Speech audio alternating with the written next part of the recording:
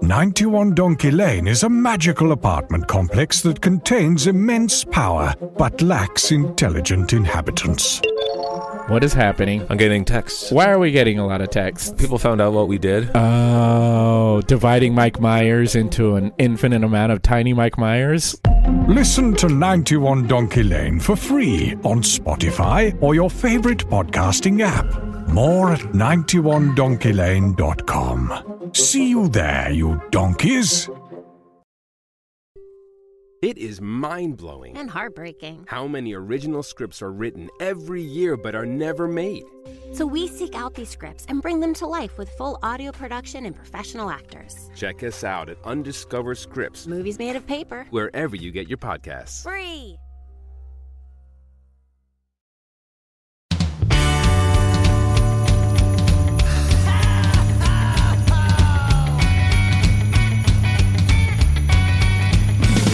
Well, there's a party each and every year on Christmas Eve, where the fun and cocktail shrimp don't seem to end.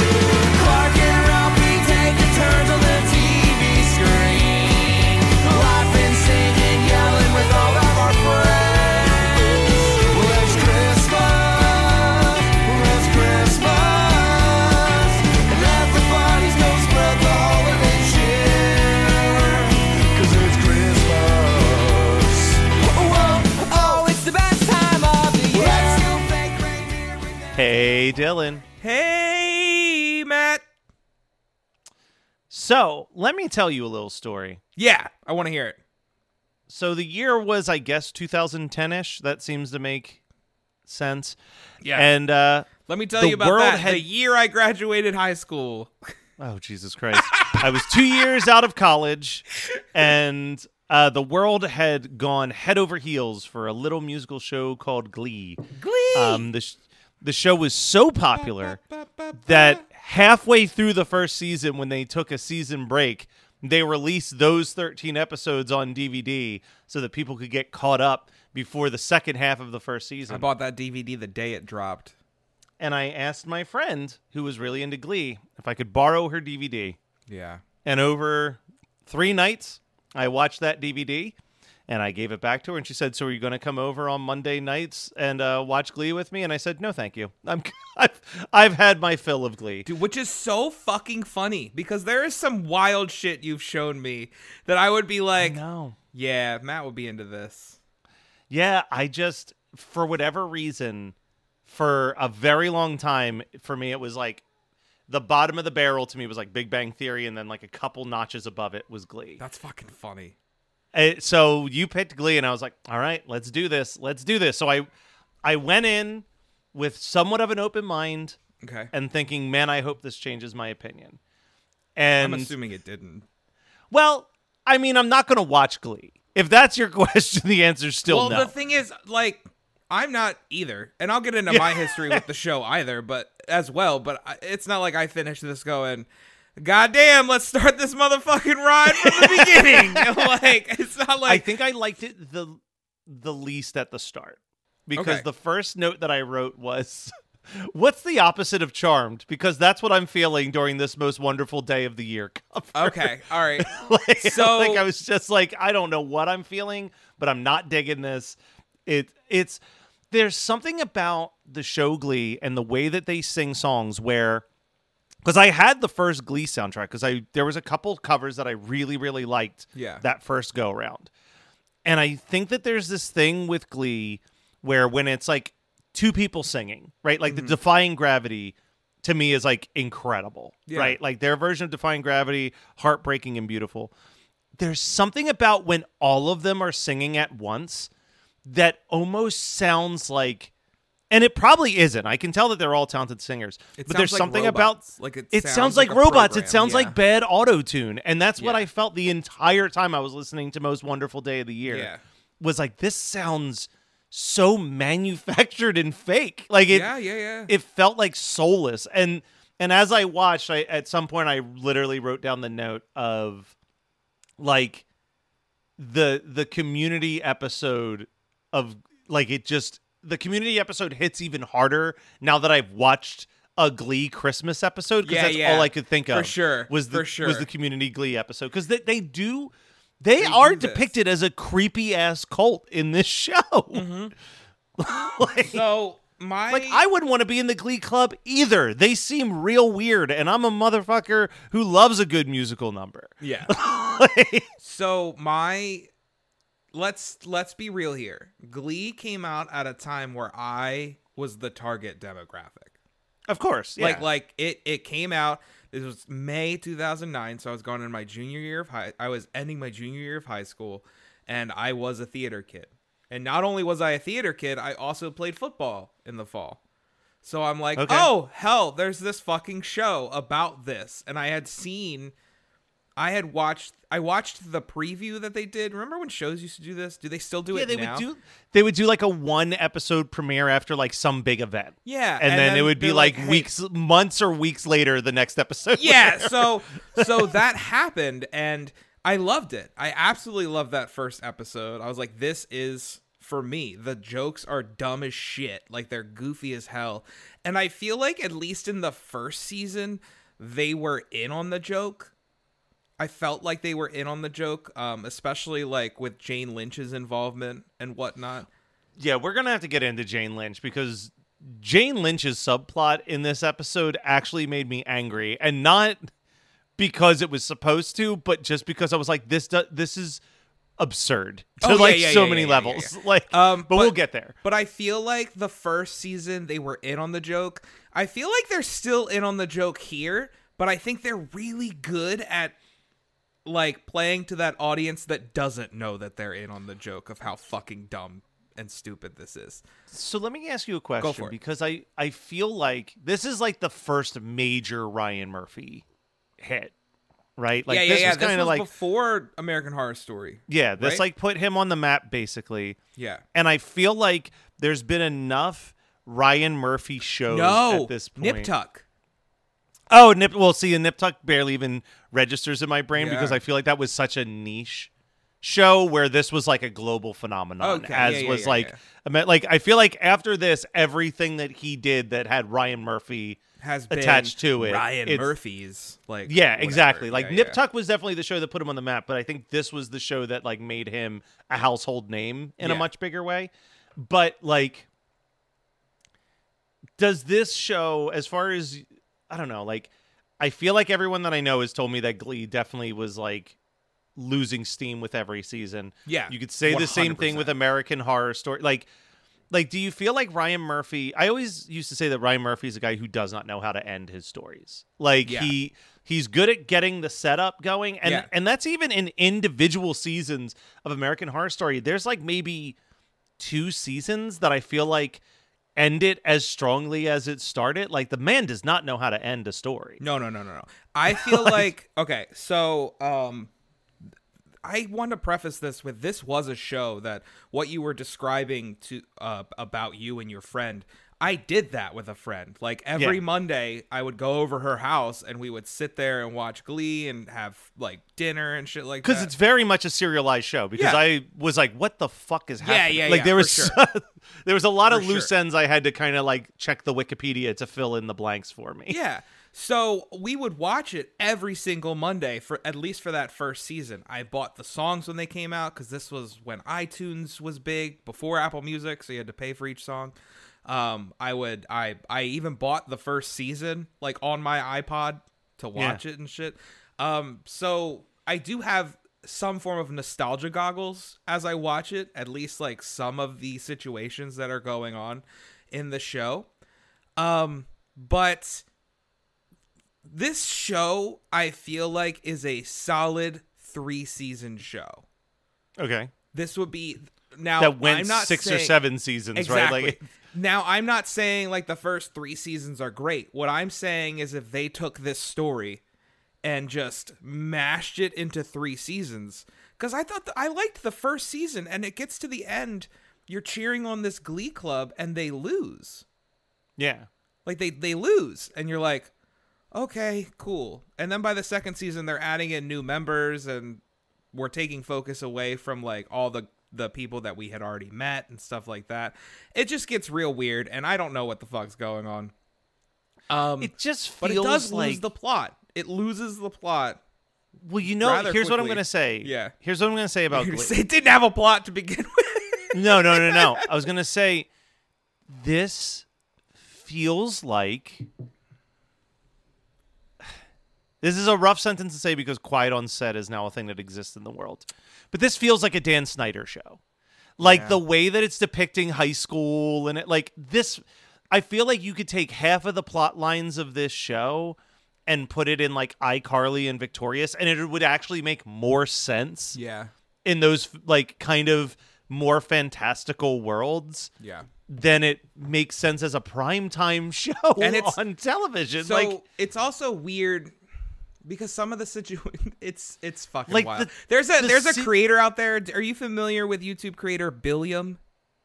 I've heard the name Billiam Okay, so- for sure. So yeah. Billiam did I think it's like a 2-episode recap of the first season of Glee. And I highly recommend, as someone who does enjoy Quentin reviews as you do, I think you would like this as well. Highly recommend, because it does get into some of those weird situations. The whole first season, Will Schuster's married. And I remember that. Yeah, and him and his wife agreed to try to have a baby. But he keeps leaving her to go hang out with this fucking Glee club. Yeah. And that's kind of how everything is kind of wrapped up. You're just watching these strange situations of how people wouldn't actually act this way. For example, Quinn, who was Finn's original boyfriend or original girlfriend, is pregnant in the first season, and Finn thinks that he's the father, even though they never had sex.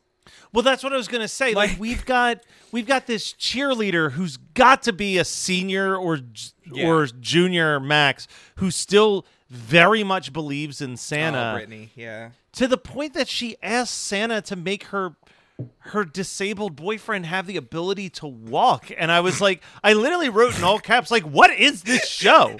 But it was But it's like, but again, if that was an episode of Victorious, I'd be like, okay, that makes sense because these are like middle schoolers who are dumb. You're like, these are adults watching this show. Yeah, like I'm just like, what is happening? And that was like the thing that made me so angry with the Jane Lynch plot. Yeah. Was I was like, first of all, like, and maybe I'm totally wrong, but you're a teacher here. If a teacher fraudulently made it, they'd be gone.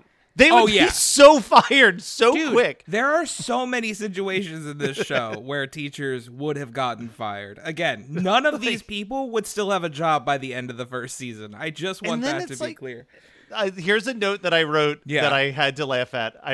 It's because the Jane Lynch thing turns into the Grinch, basically. She literally paints her face green. Can we start from the beginning? Like, I do want to take this. Sure. Okay. So I do have to ask one. This is not a legitimate question, actually. But I know the slushy thing was a big... I mean, that was like what everyone connected with Glee, was people splashing slushies on people. And to me, it made very little sense. Like, I'm just like, why would a bully spend that much money? Yeah, like, it's just like... The Glee Club are all the worst parts of what you believe the drama club to be. Yeah! And hanging around the drama club, it's not far off. Now there was a funny joke that made me laugh in the beginning of the episode. Yeah. They walk into the Glee Club. They have a tree that they've built out of just like basically just rejected stuff. Like it was like a tree that fell off of a truck. Yeah. And then like the ornament, she says like, my neighbor finally offed his wife and the police left the door open, so I went in there and grabbed some ornaments for it. Like it's such a dark line. Oh, that I there's was like, some okay, weird that's pretty dark funny. shit throughout the whole show. Like, listen, I watched this show way differently when I was younger because I viewed it as what I believe most people viewed this show. Like, oh, they're singing their songs and this is really fucking cool. And you were like, this is exactly how high school is. They've nailed it. Exactly. You know how the teachers are always trying to get down on the kids and ruin their lives.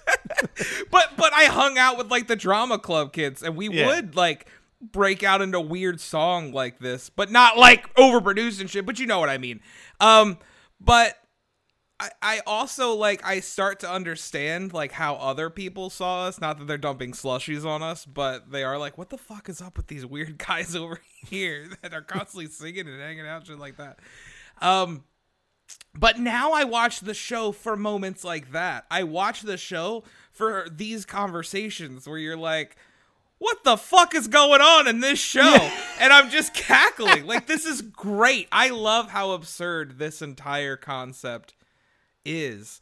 I did enjoy the show a lot as a kid, though. At least the first 2 seasons. No, and listen, this Christmas album got a lot of play when it first came out. Well, I assume that you picked it specific when they started singing "Last Christmas." I thought this is why he picked this. Oh, no. I think this is an awful cover of "Last Christmas." It's not great. Honestly, I think I wrote down what my favorite cover was. You remember that weird conspiracy that Lea Michele can't read? Yes. That's so weird. I can tell you that I don't think she can act. But oh yeah. But I mean, no, she has you know multiple Tonys, and we're sitting here like. No, she can sing. She can sing. There's a reason why her filmography career is Glee and New Year's Eve and nothing else. So Kurt doesn't go to the school anymore. Not anymore. No. He used to. Yeah, no, I remember when he used to because he auditioned against her for Defying Gravity. Yeah, and he was constantly getting bullied, so he left schools. I don't remember like what the reason was. That scene seems so pointless. Like, it was a good cover of Baby It's Cold Outside, but I was like, this has nothing to do with the rest of this episode. Do you remember who plays Kurt's dad? No. It's, oh my God, what's his name? Hold on. It's, Mike Will O'Malley Ferrell. from Guts. Okay. Oh, nice. Yeah. Mike O'Malley plays awesome. fucking Kurt's dad. But yeah, like, that scene came up, and I was just like, oh, I wonder if Kurt's going to do something to save Christmas. Nope, never heard from again the rest of the 45 minutes of the show. It was literally correct. just like they were like, man, we got to make sure the audience knows what Kurt's up to in this episode. and him and Darren Criss eventually get together. I don't remember when. Kind of seemed obvious in that scene. Well, that yeah, when they they were singing together, of course. Bro, I don't fucking know, man. This show's wild, especially like, there's one point when the whole Glee Club is sitting and Will's talking to them, and I just look over at Teddy and I'm like, at least 3 of them are dead now. Like, I'm like, yeah, this show has a wild background, which doesn't fit the tone of the show. It's always like, you hear like Poltergeist. You're looking at that, you're like, oh, this movie series is cursed. And I'm like, well, yeah, they're doing like dead people shit and stuff like that. Like, that makes sense. Used real skeletons, all that jazz. Yeah. But you hear some of the stories, like, from not even behind the scenes, because I don't know if things were that bad behind the scenes on this show. No. But just, like, their own personal lives. Like, fuck the guy that played Puck. Like, just want to put that out there. I don't know that story. I'll look into it myself. Oh, God. He was caught with child porn. Oh, went great. to jail. Killed himself in jail. Gotcha. Okay, well, fuck Puck. 91 Donkey Lane is a magical apartment complex that contains immense power but lacks intelligent inhabitants. What is happening? I'm getting texts. Why are we getting a lot of texts? People found out what we did. Oh, dividing Mike Myers into an infinite amount of tiny Mike Myers? Listen to 91 Donkey Lane for free on Spotify or your favorite podcasting app. More at 91donkeylane.com. See you there, you donkeys. It is mind-blowing And heartbreaking. how many original scripts are written every year but are never made. So we seek out these scripts and bring them to life with full audio production and professional actors. Check us out at Undiscovered Scripts, Movies made of paper. wherever you get your podcasts. Free.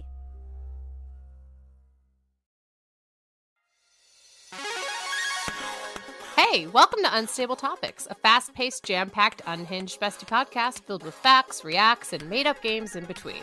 We're your hosts, Sarah And Maggie.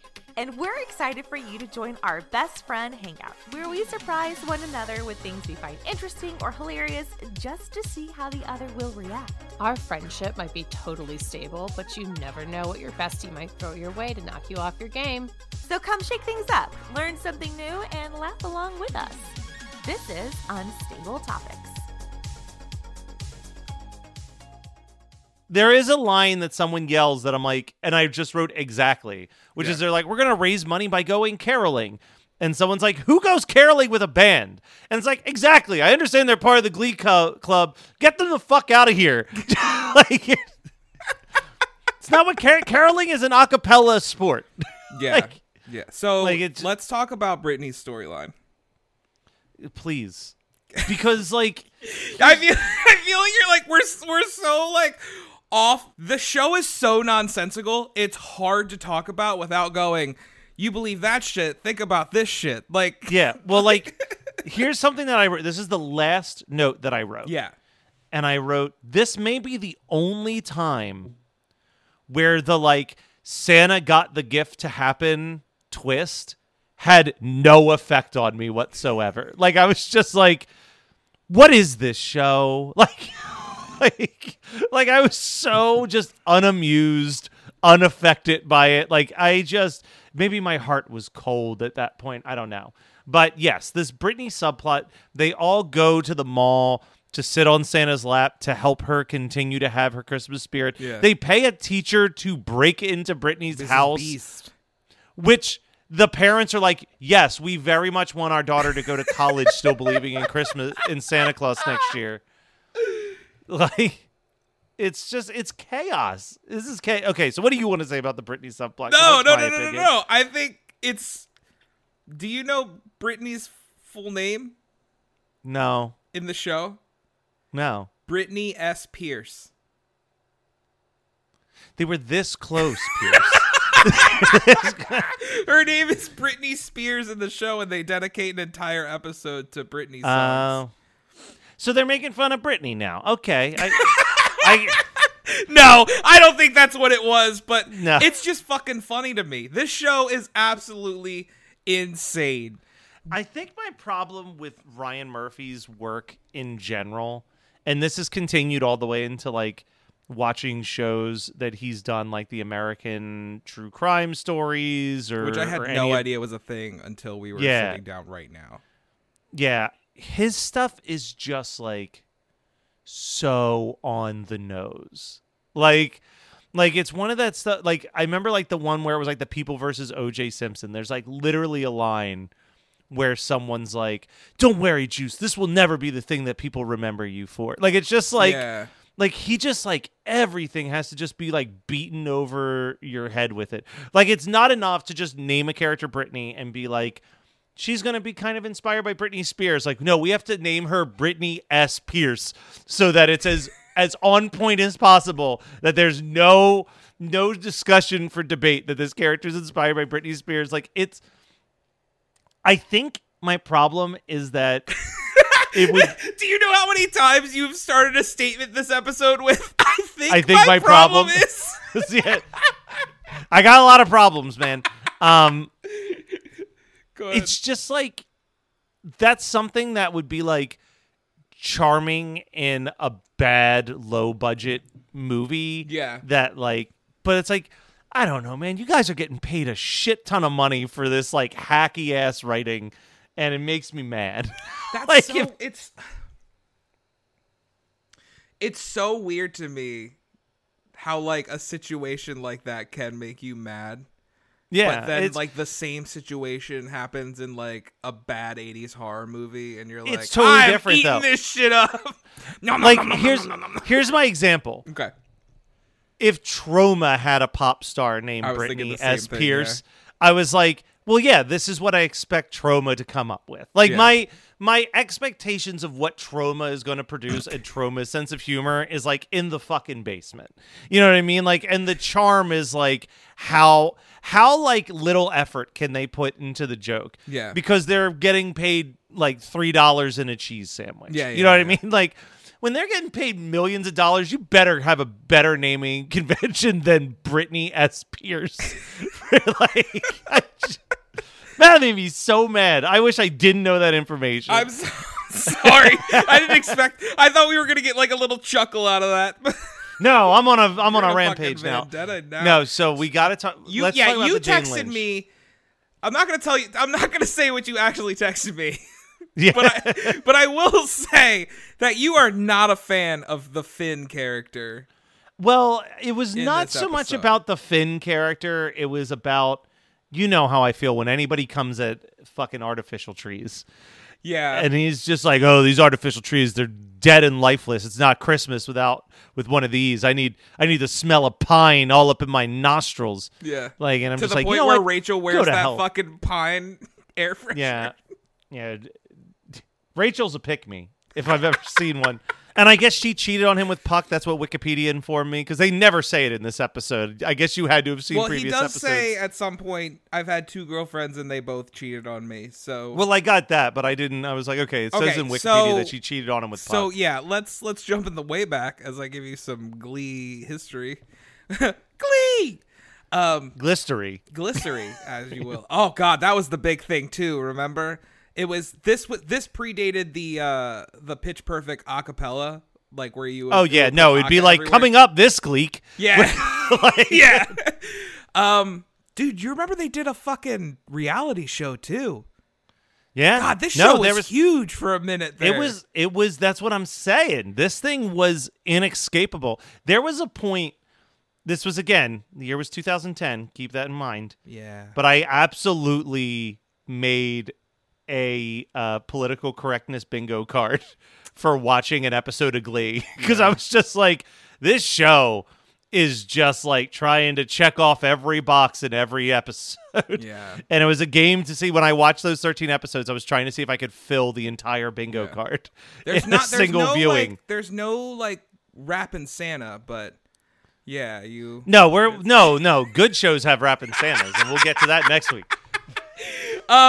So the first season, there's like a will they, won't they between Finn and Rachel, if you remember. Yes, that I remember and from Quinn those 13 was episodes. his girlfriend, but Quinn cheated on him with Puck, and is pregnant with Puck's kid. Okay. But she tells Finn that it's his kid, even though they never had sex, if I remember correctly. Like, I really don't believe that they did. So Finn's dumb. Yes, Got it. Finn's Okay. a fucking idiot. End of season 1, I think there's finally like that will they, won't they, and they end up kissing Rachel and Finn, if I remember correctly. And then season 2, he does something stupid, but I don't think he cheated on her or anything. But he ends up doing something, and then she ends up kissing Puck as well. So I don't get it. To which you stop talking to Puck. Yeah. like I don't care how good of a singer Puck is. I'm probably going to the Glee Club and being like, hey, I can't do this if he's here. So like, you can either pick him or you can pick me, and that's cool. Like, if you want to pick him, cool. I don't know what that says about you moral code wise, but I'm not going to talk to him anymore. Because, yes, these 2 girls did cheat on me with him, but also he's supposed to be my best friend. And this happened twice.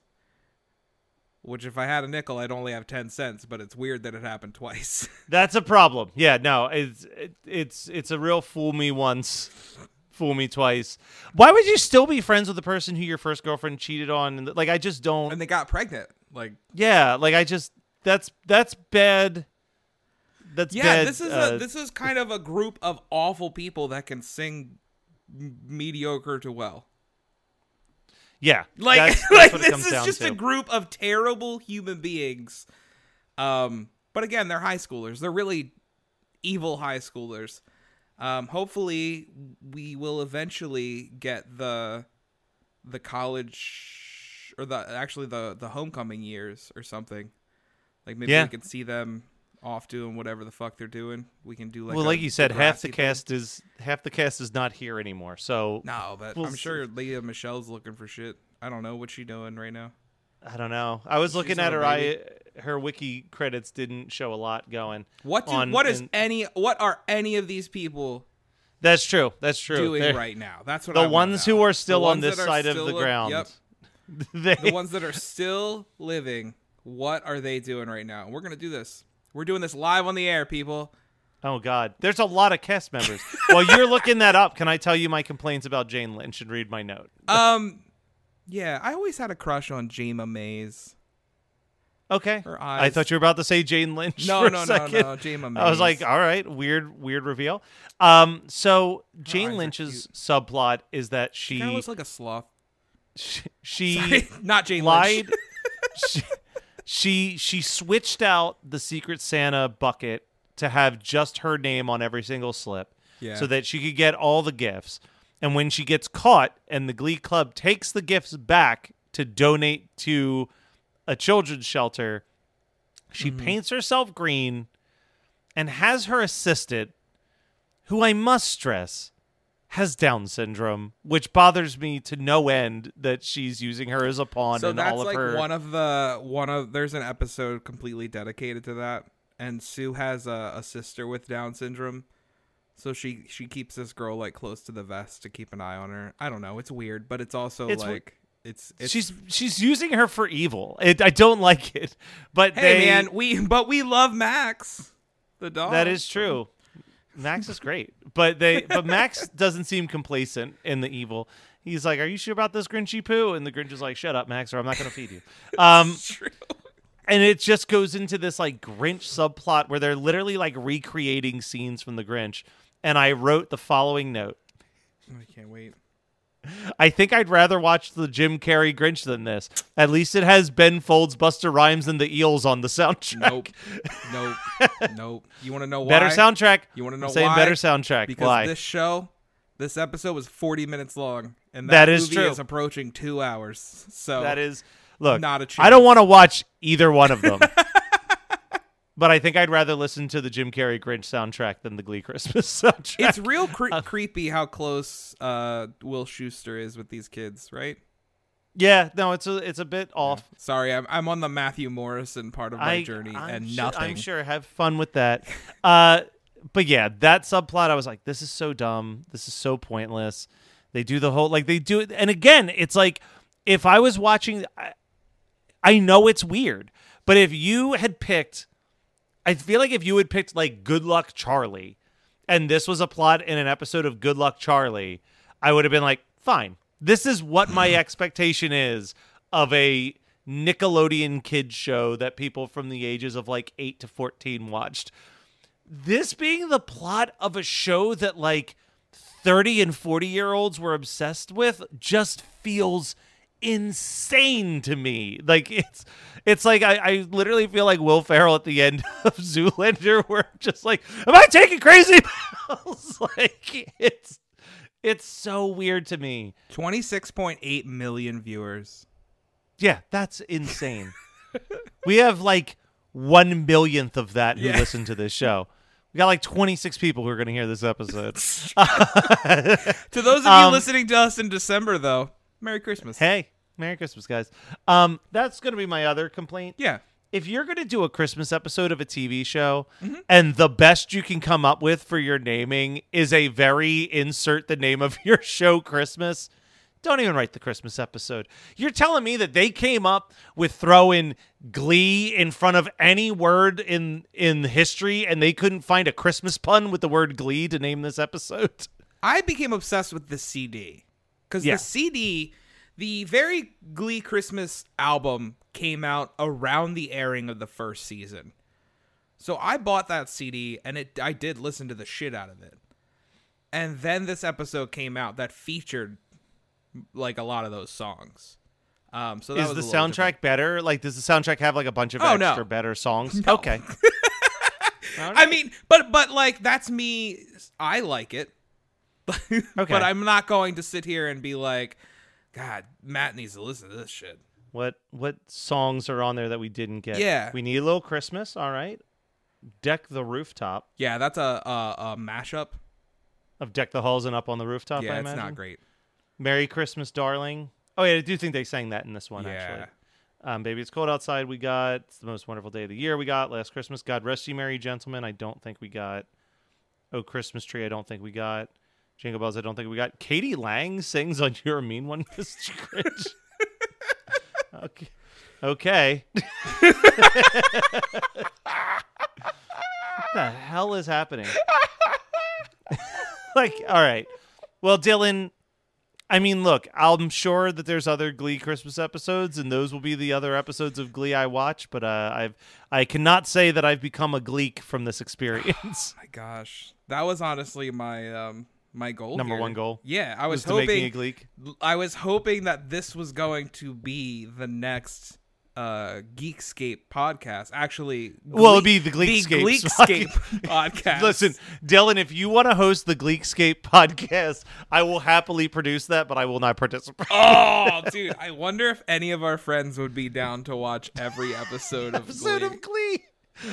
Look, we can. Dude, we can. You can't tell me that wouldn't be a great fucking listen. Oh, it'd be an amazing listen. Listen, no one steal this idea or the name. Yeah, but in the meantime, you can't even think Dylan, of an intro. Exit. Dylan, Yeah, go. I'm for a it. Gleek about you, at least. Oh. I was gonna say last Christmas I gave you my Gleek, but I don't want to end on that.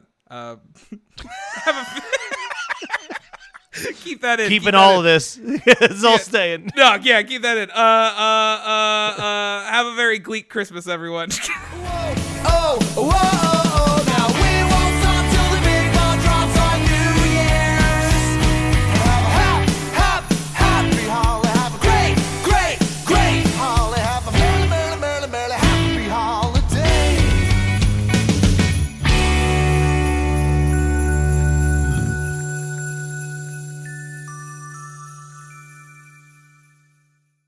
"91 Donkey Lane" is a magical apartment complex that contains immense power but lacks intelligent inhabitants.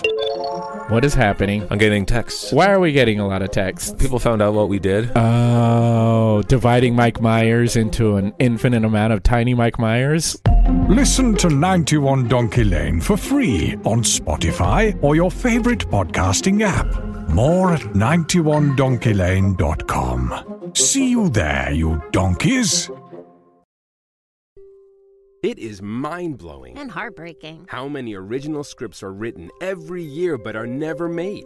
So we seek out these scripts and bring them to life with full audio production and professional actors. Check us out at Undiscovered Scripts, Movies made of paper. wherever you get your podcasts. Free.